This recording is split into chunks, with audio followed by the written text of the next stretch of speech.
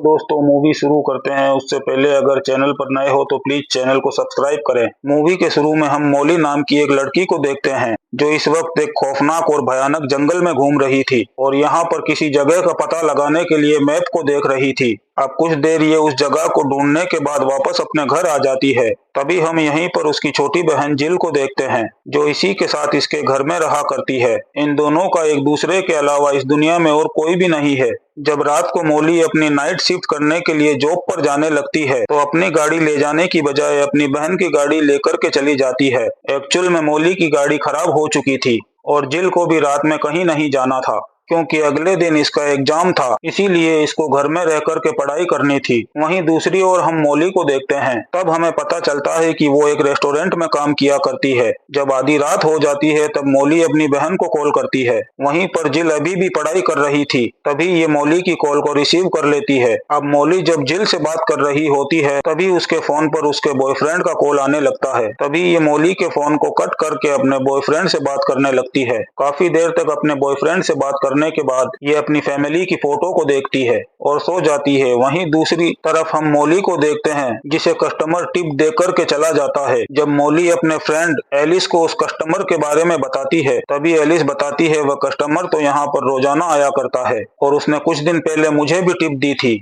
फिर जब सुबह होती है तो मौली की शिफ्ट खत्म हो जाती है और फिर ये अपने घर पर आ जाती है। घर आने के बाद ये अपनी बहन जिल को आवाज लगाती है, लेकिन मौली को ना ही उसका जवाब आ रहा था और ना ही वो घर में कहीं नजर आ रही थी और घर की सारी खिड़कियां और दरवाजे भी बंद थे। और मौली काफी ज्यादा घबराते हुए सोचने लगती है कि आखिर जिल गई तो गई कहाँ, क्योंकि जिल की किताबें टेबल पर रखी हुई थी और उसने कपड़े भी चेंज नहीं किए थे। अब ये सब कुछ देख करके मौली काफी ज्यादा टेंशन में आ जाती है और उसके बॉयफ्रेंड को कॉल करती है, लेकिन वो भी कॉल को रिसीव नहीं करता। तभी मौली को फर्श पर पड़ा हुआ जिल का ये रिंग दिखाई देता है। मौली रिंग को उठा करके उस किडनैपर के बारे में सोचने लगती है जिसने कुछ दिन पहले मौली को भी किडनैप किया था। तभी मौली एक फोटो फ्रेम को देखती है जिसमें से उसकी एक तस्वीर भी गायब थी। तभी यहीं पर मौली को अच्छे से यकीन हो जाता है कि उसी किडनैपर ने जिल को किडनैप किया होगा। मौली सारी फाइलों को लेकर के पुलिस स्टेशन पहुंच जाती है और फिर यहीं पर जैक नाम के एक पुलिस ऑफिसर से मिलती है और वो जैक से कहती है कि वो किडनैपर फिर से आ चुका है।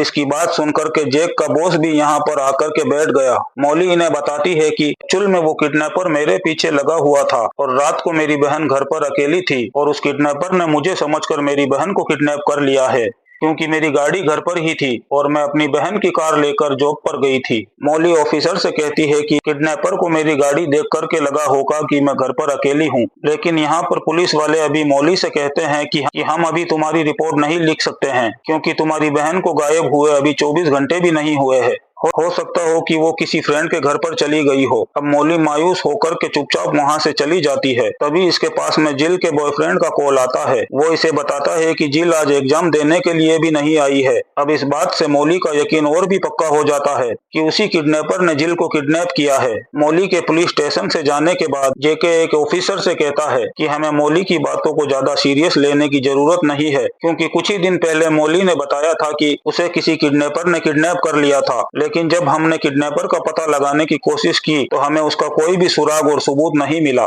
इसीलिए मुझे लगता है कि ये सिर्फ एक मैली का वहम है और उस किडनैपर के बारे में सोच सोच कर उसके दिमाग की हालत भी खराब हो चुकी है। इसी वजह से उसे एक बार पागल खाने भी भेजा गया था। वहीं हम जिल के बॉयफ्रेंड को देखते हैं जो मौली के घर पर आया हुआ था और ये भी जिल के गायब हो जाने की वजह से काफी ज्यादा टेंशन में नजर आ रहा था। वो जब जिल के रूम में जाता है तो यह देखता है कि रात को जिल ने कपड़े चेंज किए थे। तब मौली बताती है कि उसने ऐसे ही किसी दूसरे कलर के कपड़े पहने हुए थे। फिर मौली अपनी पड़ोस में रहने वाली एक औरत के पास जाती है और फिर उससे पूछने लगती है कि क्या तो तुमने रात में मेरे घर में किसी को आते जाते हुए देखा है। तभी ये औरत कहती है कि बेटा मैं रात में जल्दी सो जाती हूँ। और वो औरत बताती है कि लेकिन सामने घर में जो आदमी रहता है वो पूरी रात जाग रहा था क्योंकि उसकी वाइफ उसे छोड़कर के कहीं चली गई है और उसी की टेंशन में उसे नींद नहीं आती है। इतना सुनकर के मौली फौरन उस आदमी के घर पर जाती है और उससे झूठ बोलते हुए कहती है कि रात को हमारी गाड़ी चोरी हो गई है, तो क्या तुमने रात को किसी को हमारे घर के पास देखा है।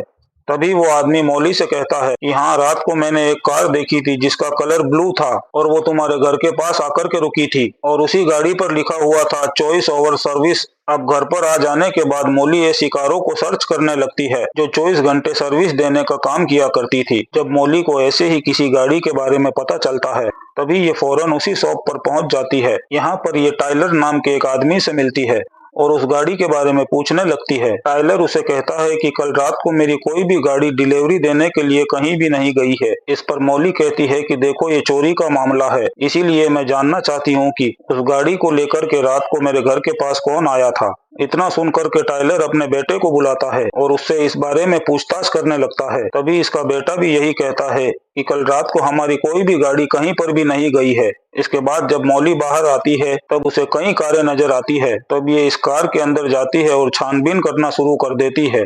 इस कार में इसे एक टैब और एक वॉलपेपर मिलता है। जब मौली उसे देख रही थी तभी इसी समय टाइलर का बेटा यहाँ पर आ जाता है, जिसे देख करके मौली उसके ऊपर गन पॉइंट कर देती है। अब मौली इससे पूछने लगती है कि जब तुम डिलीवरी करने गए ही नहीं तो फिर ये बिल इस गाड़ी में कहाँ से आया। तभी वो बताता है कि कल रात को एक आदमी आया था और वही इस गाड़ी को 1 घंटे के लिए रेंट पर लेकर के गया था। एक्चुअल में वो आदमी ज्यादा पैसे दे रहा था, इसीलिए मैंने भी लालच में आकर उसे ये गाड़ी रेंट पर दे दी। लेकिन मैं उस आदमी के बारे में कुछ भी नहीं जानता हूँ कि वो कौन था और कहाँ से आया था। अब ये इन्फॉर्मेशन मिल जाने के बाद मौली वहाँ से चली जाती है। वहीं दूसरी ओर पुलिस वालों को मौली के बारे में पता चलता है कि उसके पास में एक गन है और उसने एक शॉप ओनर को गन दिखा करके धमकी भी दी है। उसके बाद जैक मौली को कॉल करके कहता है कि देखो, तुम ऐसा कोई भी काम मत करना जिसकी वजह से तुम्हें दोबारा पागल खाने जाना पड़ जाए। अब जैक मौली के बारे में सबको बता देता है कि एक लड़की है जो ब्लू कलर की गाड़ी में बैठी हुई है और उसके पास में एक गन भी है। वहीं दूसरी ओर हम मौली को देखते हैं जो उस बिल को लेकर के एक शॉप पर पहुंच जाती है। एक्चुअल में इस बिल पर इसी शॉप का नाम लिखा हुआ था। अभी हम कुछ पुलिस वालों को देखते हैं जो इसी शॉप की तरफ से गुजर रहे थे। जब ये लोग यहाँ पर मौली की गाड़ी को देखते हैं तो ये समझ जाते हैं कि मौली इसी शॉप के अंदर है और अंदर मौली बिल दिखा करके उस आदमी से पूछ रही थी जो यहाँ से सामान को खरीद करके गया था। तब ये शॉप ओनर बताता है कि सामान को खरीदने के लिए एक लंबा आदमी आया था और उसने अपने सर पर एक टोपी भी पहन रखी थी और वो रॉयल मोटर वालों को लेकर काफी ज्यादा गुस्सा कर रहा था और कह रहा था कि वो साले मेरी गाड़ी को गलत जगह पर पार्क कर देते हैं। इससे मुझे लगता है कि शायद वो आदमी रॉयल मोटर में रुका हुआ है। अब मौली जैसे ही बाहर आने लगती है तभी वो पुलिस वालों को देख लेती है। तभी शॉप में बने हुए वॉशरूम में जाकर के छुप जाती है।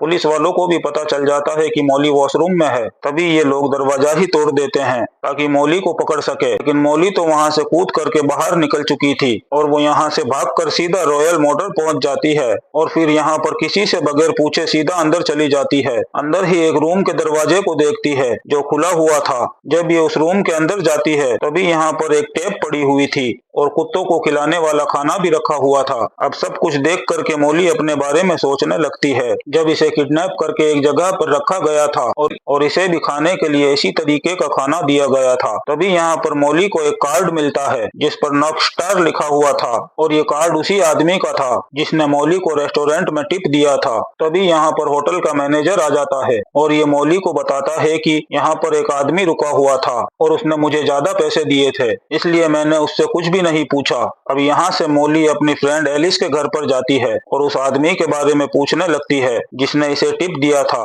तभी एलिस बताती है कि वो आदमी तो मेरे काफी क्लोज आने की कोशिश कर रहा था और उसने मुझे अपने नंबर भी दिए थे, लेकिन मैंने वो नंबर डस्टबिन में फेंक दिए थे। इसके बाद एलिस उसे वो नंबर निकाल कर लाकर देती है। अब मौली यहाँ से चली जाती है और एक जगह पर जाकर के उस नंबर पर कॉल करती है और फिर वो किडनैपर कॉल रिसीव करता है और मौली से कहता है कि मैं अच्छी तरीके से जानता हूँ कि तुम कौन हो। और फिर वो मौली को एक एड्रेस बताते हुए कहता है कि अगर तुम अपनी बहन को जिंदा देखना चाहती हो तो फौरन उस जगह पर पहुंच जाओ और अगर तुम टाइम से पहले वहां नहीं पहुंची तो मैं वहीं तुम्हारी बहन को खत्म कर दूंगा। अब ये सुनकर मौली फौरन उस जगह पर पहुंच जाती है जो सुनसान और वीरान जंगल के बीचों बीच में थी। अंदर जाने के बाद मौली यहाँ पर अपनी बहन की फोटो भी देखती है। इसके बाद हम मौली की बहन जिल को देखते हैं जिसे ड्रग्स देकर के बेहोश कर दिया गया था।